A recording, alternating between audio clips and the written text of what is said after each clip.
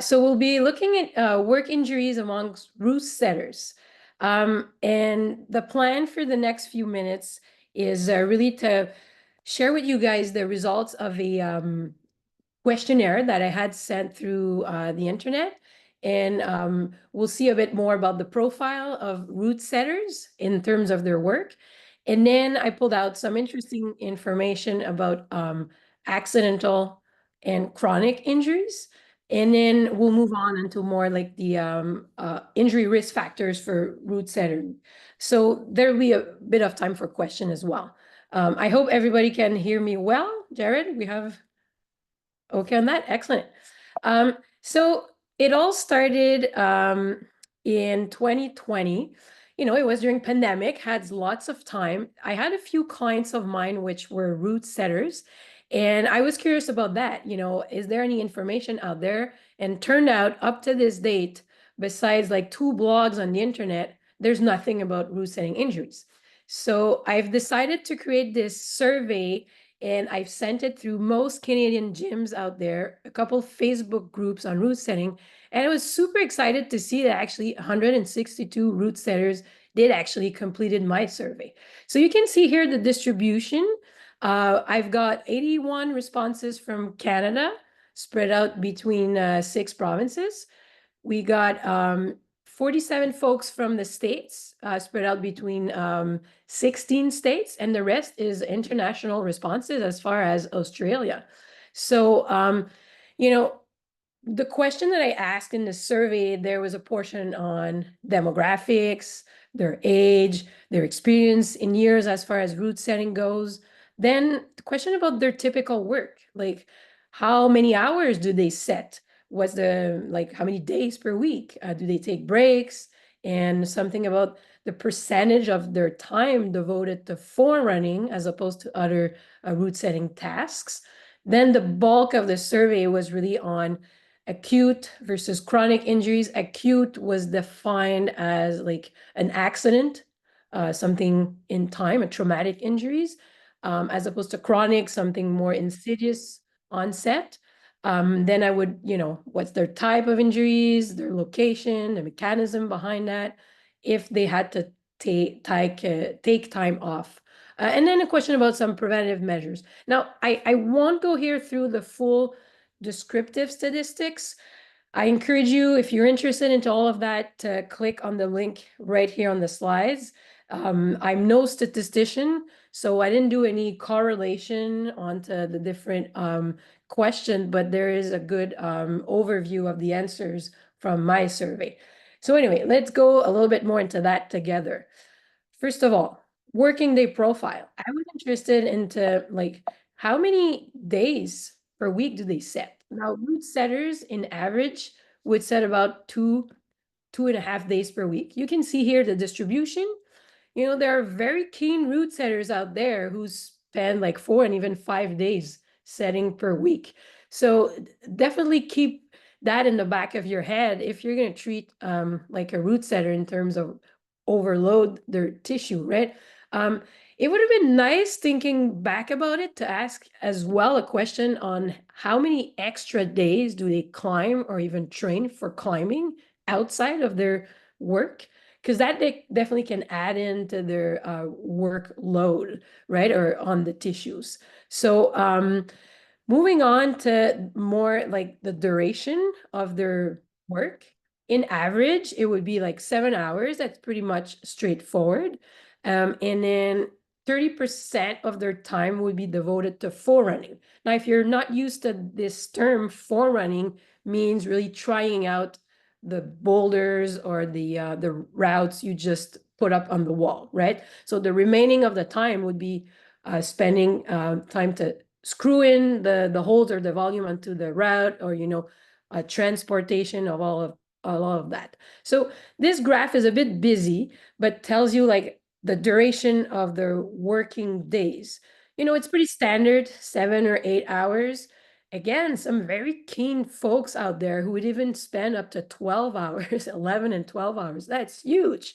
On the other end of the spectrum, though, what I got from setters would be that the folks out there who would set for a very short period of time actually felt rushed in their task. So thinking about, safety measures, are you cutting corners short? That definitely can play into more of the safety or accidents you can see in their work.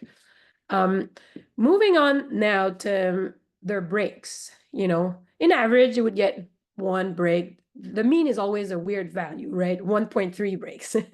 And their duration would be 36 minutes.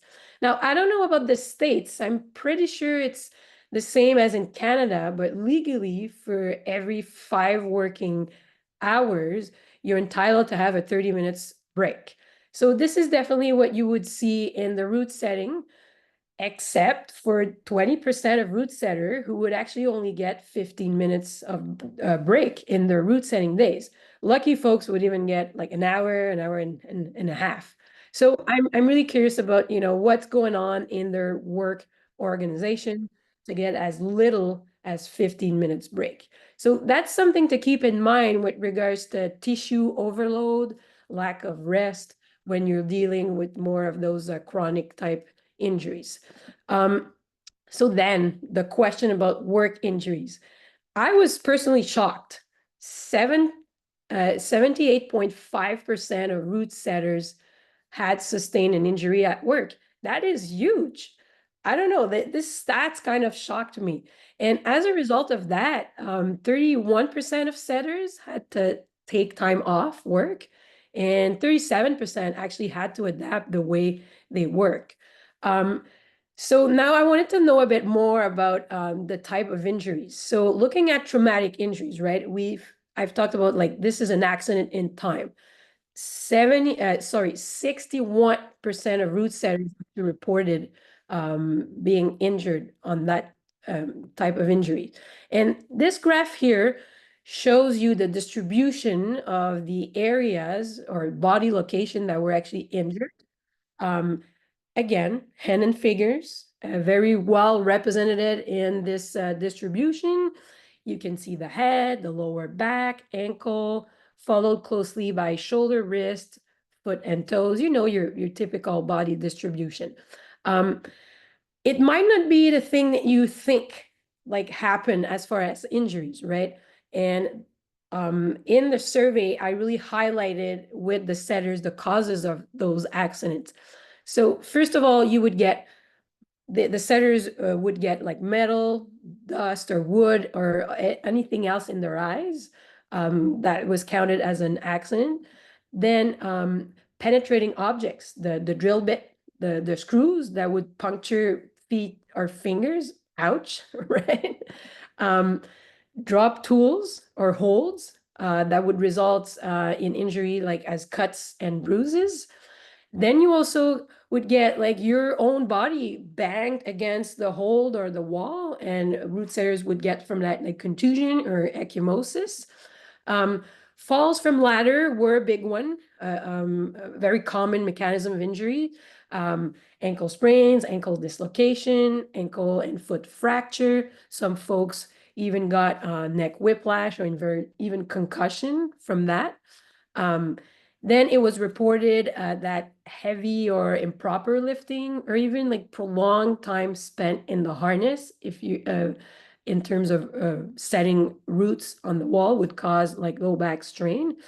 And then finally, your typical sprain and strains to the fingers, the wrist, the shoulders, the knees, and the low back from forerunning, right? This is more your typical, I would say, climbing injuries.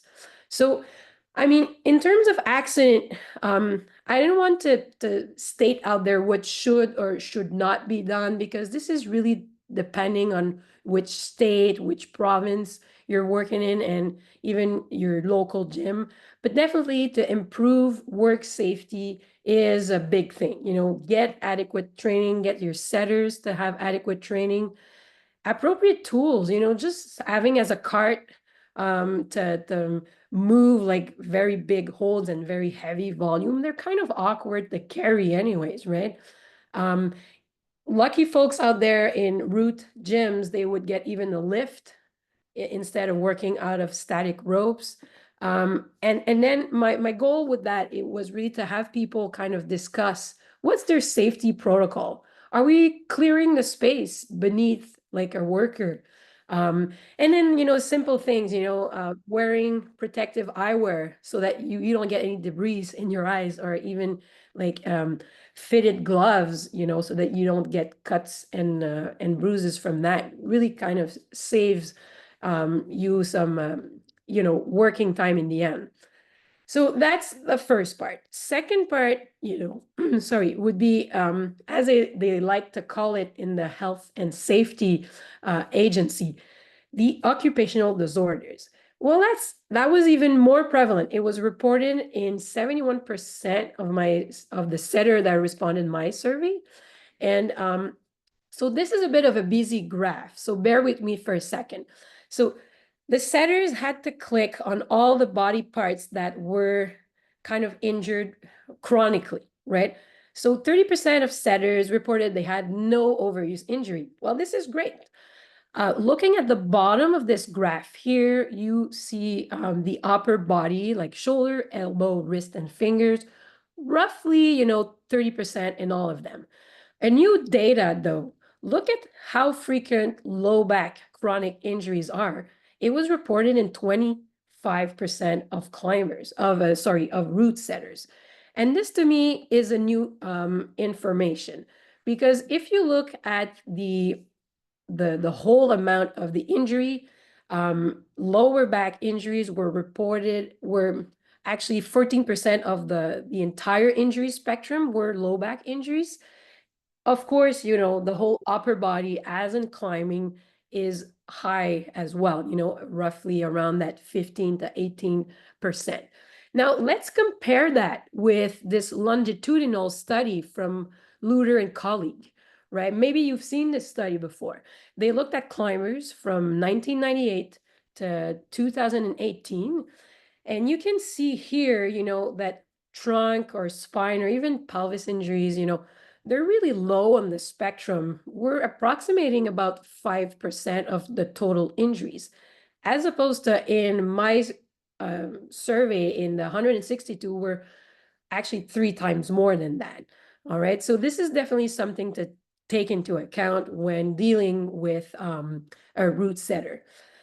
And then, back to the chronic condition, not just the low back. Let's talk about the causes of those chronic conditions. I took data both from my survey and also looking at what's being done in the health and safety agencies, both on a national and provincial level. So, I mean, if you're looking at shoulder condition, the repetitive overhead work, the intense forerunning, and very heavy overhead lifting could be risk factor for developing shoulder conditions. All right.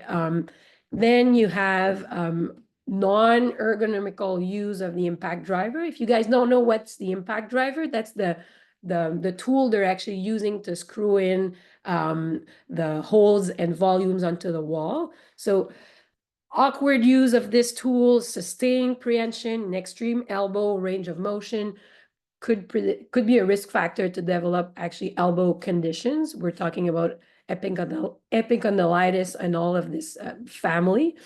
Then something that's very well studied is the vibration from the tool, as well as the heavy lifting. That's a risk factor for nerve impingement syndrome, either thoracic outlet or carpal tunnel, for instance. Then other risk factors, if we're looking at wrist injuries, the torsion of the hand and the wrist, and the pinch grip used to carry those holes or those volume, they're empty. So you need to actually grab them with a pinch grip. So the curvae, tenosynovitis, wrist instability, these are all caused potentially by these type of prehensions. Intense, dynamic, and repetitive forerunning, that's all your classical finger tenosynovitis or pulley injuries. And finally, as we stated before, spinal hyperextension, especially in the spine, or lifting heavy stuff, or even harness being in a flex posture would lead to more your lumbalgia or cervicalgia, conditions. So that being said, with this survey result, I really felt that, half of my job was done to actually help Routesetter not being injured.